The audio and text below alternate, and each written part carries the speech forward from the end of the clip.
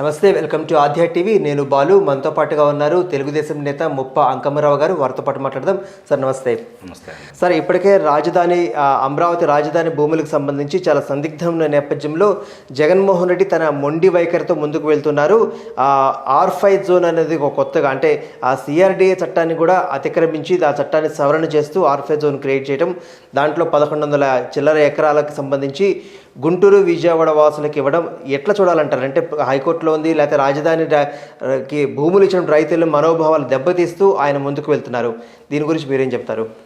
ఒకటి చాలా స్పష్టంగా అర్థం చేసుకోవాలండి ప్రజలు కూడా. ఆయన రాజకీయంగా వ్యూహాత్మకంగానే అడిగేస్తున్నాడు, మూర్ఖంగా వెళ్ళట్లేదు. ఓకే, ఇది అందరూ కూడా ఒకసారి గుర్తు చేసుకోవాలి. చాలా వ్యూహాత్మకంగా వెళ్తున్నాడు, మొండితనం కాదు. అందరూ అనుకుంటున్నారు ఏదో మొండితనంగా వెళ్తున్నాడు అని.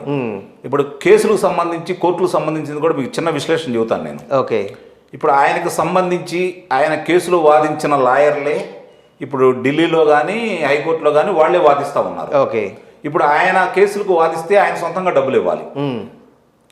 ఇప్పుడు ప్రభుత్వం తరపున వాదిస్తున్నాడు అనుకోండి, ప్రభుత్వం దగ్గర నుంచి డబ్బులు ఇవ్వచ్చు, ఆయన పనులు అవుతాయి. ఓకే, ఉభయతారకం.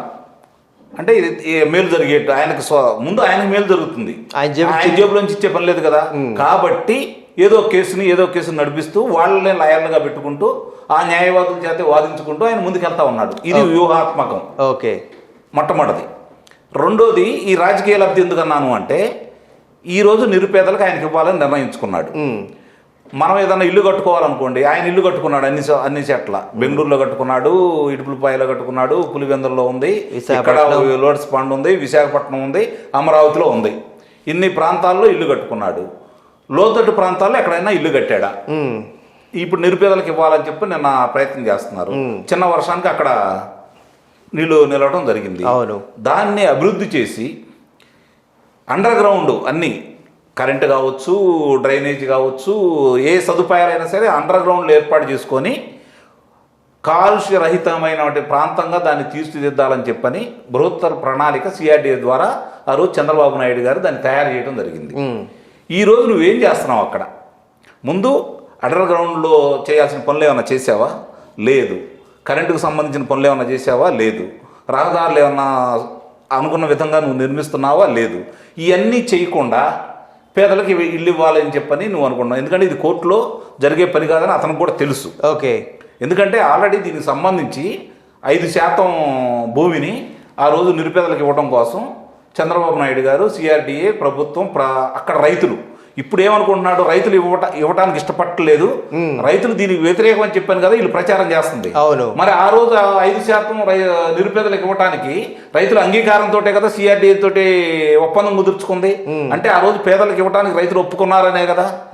ఆ విషయాన్ని ఎవరు చెప్పకుండా దాన్ని మరుగున పరుస్తూ ఇప్పుడు పేదలకు మేము ఇస్తాము అంటే రైతులు వ్యతిరేకిస్తున్నారనే ప్రచారం చేయడం కోసం, అంటే అమరావతి అంటే 29 గ్రామాలేకే, ఆంధ్ర రాష్ట్రానికి కాదు ఈ రాజధాని, వాళ్ళ కోసమే వచ్చింది, కమ్మరావతి ఇది అని చెప్పని ప్రచారం చేయటం కోసం వాళ్ళు ఇంకా విశ్వ ప్రయత్నం చేస్తానే ఉన్నారు. ప్రజలు తెలుసుకున్నారు, అయినా చేస్తానే ఉన్నారు. ఇట్లా చేస్తేనే కదా వాళ్ళకి రాజకీయ లబ్ధి చేకూరేది. ఓకే, ఇప్పుడు వచ్చి ఇల్లు కట్టాలి అంటే నీకు ఈ మిగిలిన భూమి ఉంది కదా, దాంట్లో టిస్కో ఇల్లు కట్టించాడు కదా ఆయన. 5024 మందికి స్థానిక నిరుపేదలకి, కులాలతో సంబంధం లేని వాళ్ళకి 5024 కట్టించాడు. 90% పూర్తి అయిపోయింది. ఆ పనులన్నీ పూర్తి చేసి ఈ రోజుకి అందజేయాలి. నువ్వు 4 సంవత్సరాలు అవుతుంది. ఇంకా నీకు రైతుల మీద ప్రేమే ఉంది, నిరుపేదల మీద ప్రేమే ఉంది. కానీ ఒకవేళ నిజంగా నిరుపేదలకి చేయాలంటే, ఏదో ఒక మంచి చేయాలని అనుకున్నప్పుడు 33,000 ఎకరాలు ఇచ్చినటువంటి రైతులకేమో పొట్టగొడుతూ, మరో పక్కన వేరే కేవలం 55,000 చిల్లర మందికి మాత్రమే న్యాయం చేయాలి. అదే న్యాయం అంటారు మళ్ళా? ఇప్పుడు నిజంగా నువ్వు రైతుల మీద ప్రేమ ఉంటే ఇడుపులపాయలో ఇయ్యా అన్ని 100 ఎకరాలు మేము ఆక్యుపై చేసుకున్నాను, నీ తండ్రి స్వయంగా అసెంబ్లీలో ప్రకటించాడు. అంటే అక్కడ ప్రభుత్వ భూమిని నువ్వు స్వాధీనం చేసుకున్నావు, అది ప్రజలు పంచిపెట్టు. అలాగే ఇప్పుడు మాచర్ల దగ్గర సిమెంట్ ఫ్యాక్టరీ కోసం మీరు భూ సేకరణ చేశారు, రైతుల దగ్గర నుంచి భూములు తీసుకున్నారు, అక్కడ ఇవ్వు. నువ్వు విశాఖపట్నం వెళ్తున్నావు, విశాఖపట్నంలో ఇవ్వు, నీ పక్కన ఇవ్వు.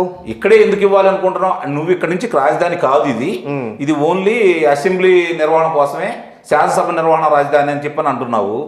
అన్నప్పుడు ఈ పేదలు వచ్చి ఇక్కడికి ఏం చేస్తారు? ఆ కట్టడాలన్నీ మొదలు పెడితే కదా పేదలకు పని ఉండేది. అవును, పోనీ ఈరోజు నువ్వు ఇస్తున్నావు, లోటు ప్రాంతంలో ఇస్తున్నావు, రేపు పొద్దున వాళ్ళు గుడిసెలు వేసుకుంటారు, ఇల్లు కట్టుకునే స్తోమత లేదు, ఇచ్చారు కదా అని చెప్పి సెంటు భూమిలో వేసుకుంటారు, గుడిసెలు వేసుకుంటారు, మళ్ళీ వర్షం వస్తే అవి మునిగిపోతూ ఉంటుంది. వాళ్ళు పనులనే చేస్తారా, ఈ వరద నీరుని బయటకు పంపించుకుంటారా? అంటే నువ్వు ఏ ప్రాతిపదికన వాళ్ళకి ఇస్తున్నావు? రేపు పొద్దున వాళ్ళ దగ్గర నుంచి మళ్ళీ నువ్వు వెనక్కి తీసుకోవడం కోసం నువ్వు నీ నాయకులు కలిసి ప్రణాళిక రచించుకొని నీ సలహాదారులు అందరూ కలిసి ఓ ప్రణాళికబద్ధంగా నిరుపేదలకి రాజధాని రైతులు వ్యతిరేకం అనే ఒకే ఒక్క స్లోగన్ని జనాల్లో పంపించడం కోసం నువ్వు చేస్తున్నావు. కానీ జగన్ మంత్రివర్గంలో ఉన్నటువంటి బొత్స కావచ్చు, అంబటి రాంబాబు కావచ్చు, అసలు రాజధాని ప్రాంతాల్లో ఏముంది, అది శ్మశానంతో సమానం అన్నటువంటి దాంట్లో ఇప్పుడు మళ్ళీ 11 ఎకరాల శ్మశానంలో నుంచి కాకుండా ఏమైనా భూతల స్వర్గం నుంచి ఇస్తున్నారంటారా? మరి అదే కదండి, ఇప్పుడు శ్మశానం అన్నాడు, మరి ఆ రాజధాని ప్రాంతంలో నువ్వు ఇస్తున్నావు, ఎందుకు ఇస్తున్నావు? శ్మశానంలో ఎడారి అన్నావు, ఎడారిలో ఎందుకు ఇస్తున్నావు? అంబటి రాంబాబు వీళ్ళు మాట్లాడుతూనే ఉన్నారు. నువ్వు అసలు పక్కన ఒక వ్యక్తి వాళ్ళకి నివాస గృహాలు ఏర్పాటు చేసి 5,024 ఇస్తే అవి పంచలేదు, నువ్వు అలాంటిది ఒకటి కట్టు. ఓకే, నిజంగా నిరుపేదల మీద నీకు ప్రేమ ఉంటే వాళ్ళ శాశ్వత గృహాలు కట్టయ్యా, కట్టివ్వు. ఇళ్ల స్థలాలు ఇవ్వటువంటి ఇళ్ల స్థలాల నిబంధనలు ఏంటి? సిఆర్డీఏ నిబంధన కానీ ప్రభుత్వ నిబంధనలు కానీ కనీసం 120 గజాల పైన ఉండాలి. అవును. నువ్వు సెంటు స్థలంలో 48 గజాల్లో నువ్వు ఏ విధమైన ఇల్లు ఏర్పాటు చేసుకుంటావు?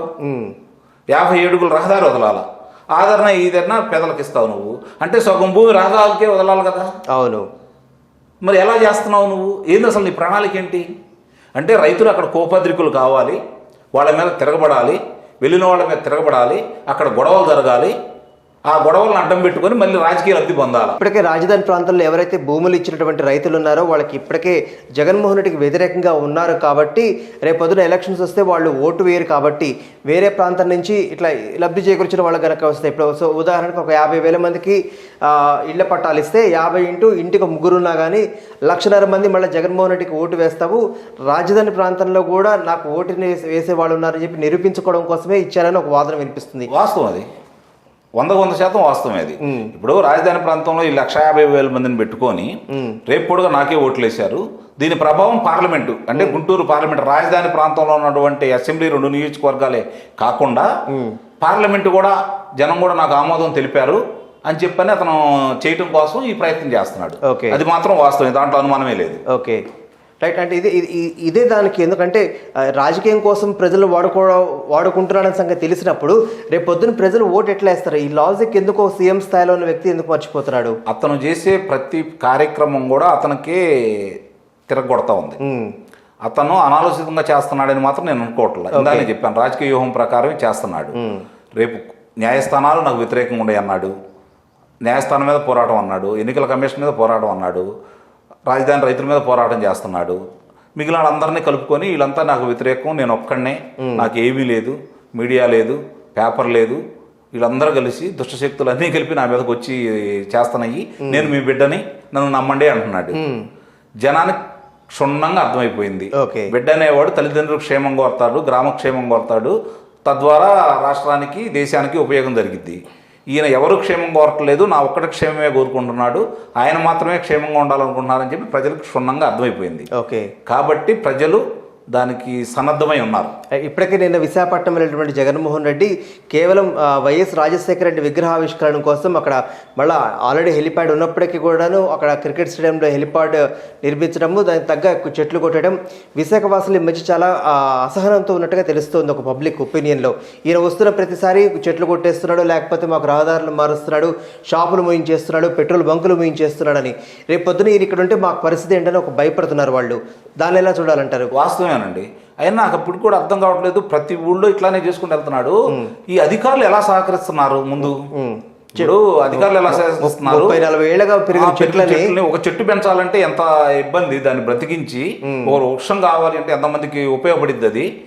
అలాంటి చెట్లను నిర్దాక్షిణ్యంగా ఈయన వెళ్ళటం కోసం హెలిప్యాడ్ల కోసం కొట్టేస్తున్నారు అంటే అధికారులు ఏమనుకుంటున్నారు? దాని మీద మరి పర్యావరణ శాఖ కూడా ఎందుకు చర్య తీసుకోవట్లేదో నాకు ఇప్పుడు కూడా అర్థం కావట్లేదు.